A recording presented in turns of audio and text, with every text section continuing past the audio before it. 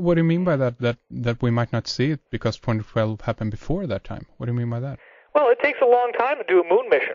You know, you gotta build all your specialized ships, and Sure. then you gotta hit the launch windows. And typically, you don't want to land people the first time. You want to send a few where you just kind of make sure that you're going to be able to do it. It would be wonderful if they could get some kind of results by 2010, and actually have astronauts on the surface and be filming these structures by then. That would be great. And I would want nothing more than for that to be true. I just don't know if, are the economies going to stay stable enough to do that? Is the political will going to be there? Et cetera, et cetera. There's all sorts of considerations. So you're saying that... I do think that other countries are tired of the cover-up, and we've already had certain countries release their UFO files, including France. So there's a lot of stuff that's still waiting to happen. And again, I think 2008, and as the world situation gets more perilous and the economy gets weirder, I think you're going to see more and more of this stuff start to come out.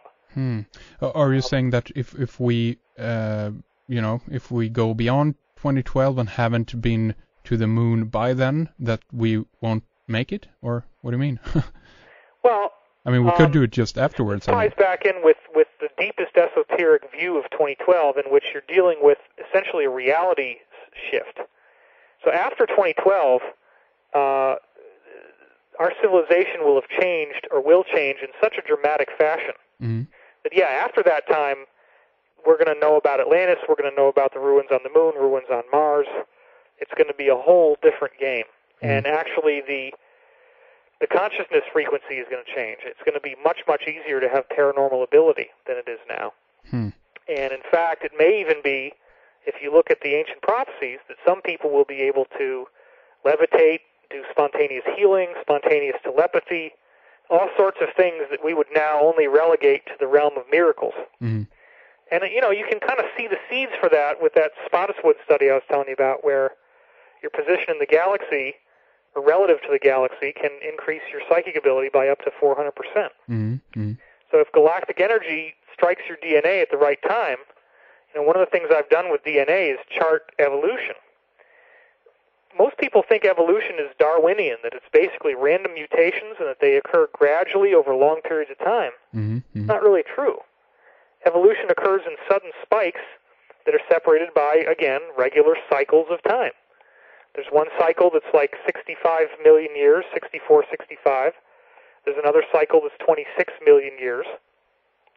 And they repeat in very regular intervals. And during those times, at the end of the cycle, you have all the species on the planet suddenly evolve into more intelligent and highly structured organisms.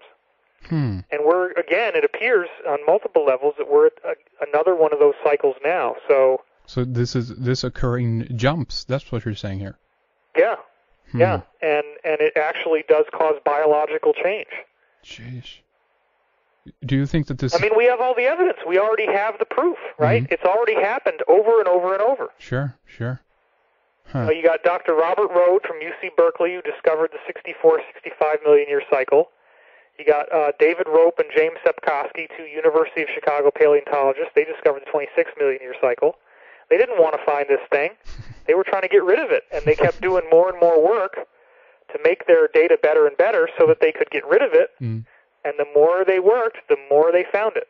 And it should be one of the great stories of our time, and it's another one that just kind of gets stuffed under the rug, sort of like the expanding Earth theory we were talking about. I mean, it's obvious. You look at the data, it's like, there it is. Obviously, if it's happened before, it's got to be able to happen again. Probably, it's a repeating system. Exactly. How about the another aspect here that I like to kind of look at and kind of incorporate into the ideas of when we're talking about evolution or some kind of jump in advancement, if it's spiritual or has to do with the body or our DNA, whatever. How about the technological aspect of this? If we talk about, for instance, things like levitation, apparently science have begun looking at this and even claim to have solved pieces of this. Sure. You can teleport I think it was protons or neurons that they were able to teleport.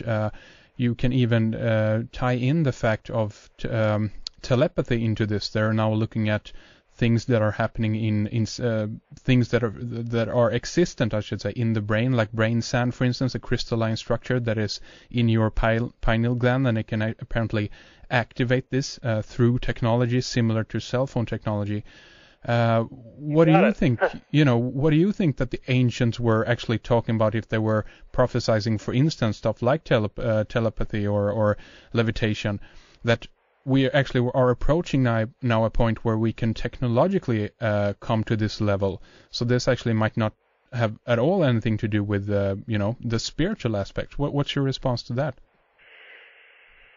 Well, there's multiple ways you can spin 2012, and there's multiple ways you can look at it. It is true that the Atlanteans were highly aware of a technology that has been lost to our modern world, and that based on where our modern technology is, the Atlantean technology is a superior technology.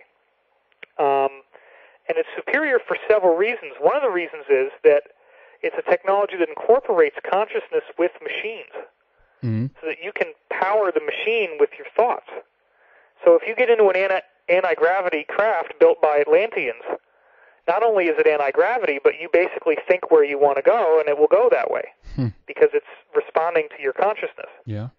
The Atlanteans and the Ramans, you got basically two major societies that were at war, and actually did have a nuclear holocaust that killed an enormous number of people.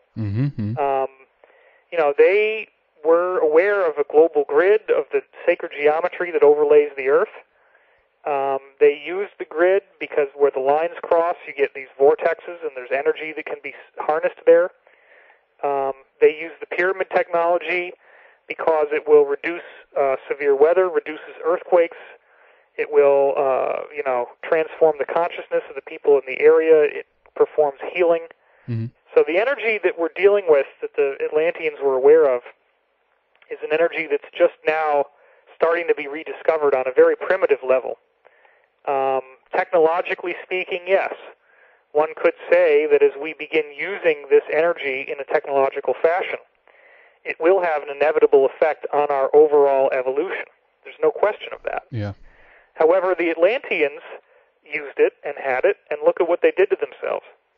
That's it right. appears from the esoteric material I've studied that the main reason why Atlantis sank was because of the damage that the nuclear war did to the Earth, such that it caused the continent to sink. That's basically what happened, is the nukes actually caused a pole shift, and it was an unanticipated pole shift. It shouldn't have happened, but it caused what we now know of as Antarctica to become, it used to be Atlantis, and then the poles changed, and all the water came over it, and it turned into a big ice cap.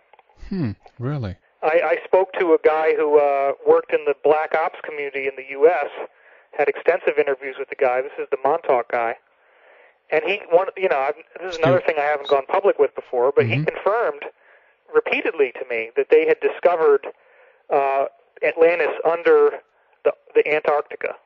Inside the ice.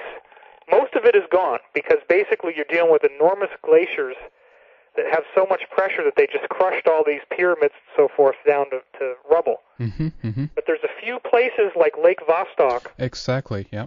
Yeah, where they found stuff.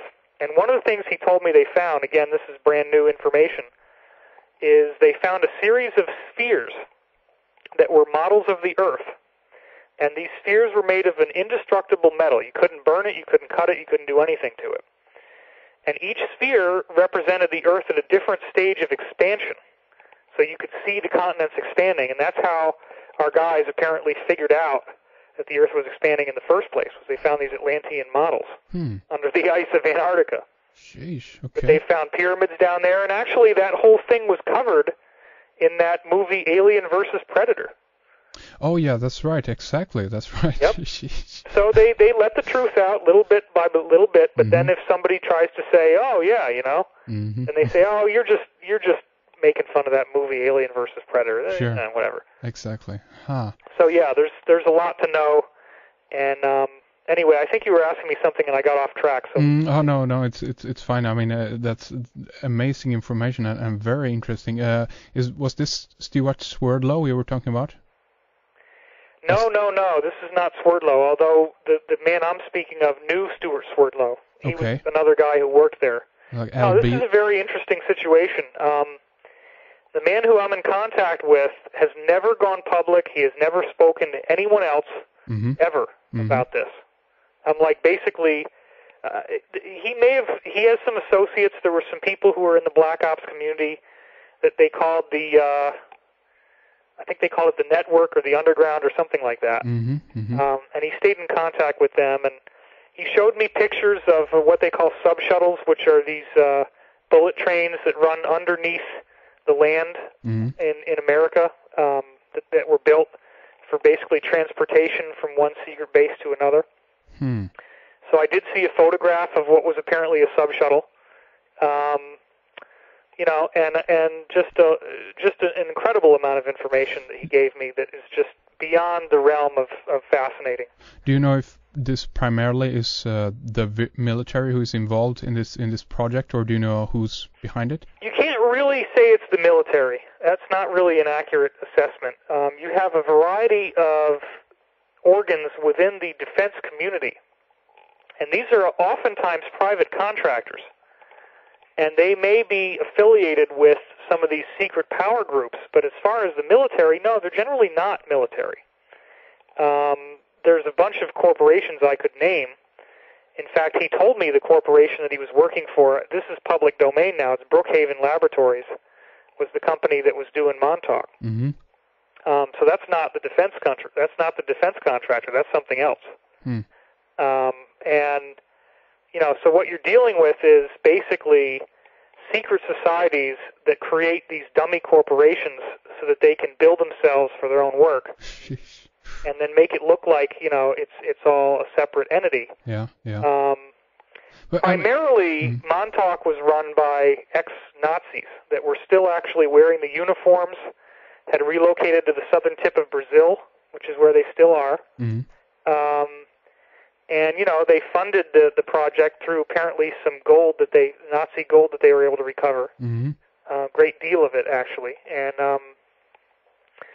they were apparently Montauk Point was where the subs were coming in with Germans after World War II as part of the Project Paperclip thing. And then they just started to experiment with really strange things. The Nazis had found some very unique and strange stuff. And that was a major part of what Hitler was doing in World War II, was dispatching people to locations to try to reconstitute the ancient knowledge and regain the technology. And then all that stuff kind of got distributed after World War II. Some of it went to Russia, but a lot of it went to the U.S. And in fact, one of the things Richard talks about in his books is how many of these top Nazi scientists became top NASA scientists. Oh, yeah. So nothing really has changed, And, yeah, exactly. Do you think that the agenda has kind of continued? I mean, obviously the Nazis could spearhead this in a way that few other nations could at the time. I mean, they had the power to go into nations, they could occupy territories and do a lot of stuff. And a consequence of that is because if the scientists and people from the Nazi era are just brought over and the project continues, but more at that level, I guess, underground, Yeah, sure. The ideology was brought over, the belief structure was brought over, the method of getting things done was brought over. That's why, those who believe 9/11 was an inside job, you can see that it has all the trademarks of what we now know was a deliberate sabotage of Hitler against his own parliament building, which he then blamed on Poland. Is it another time loop thing here, or is this, again, as you're saying... It's just like, if you have an inside book that says, figure out who your enemy is, and then create a self-inflicted wound and blame it on your enemy so you can invade his country. Absolutely, I totally agree, and I think that is what happened too, but what I'm asking is, do you think that they... Oh, right, the cycles. Yeah, I mean, it's possible. It's possible that that's part of it, sure. And they might be aware? One of the things that Michel Helmer discovered was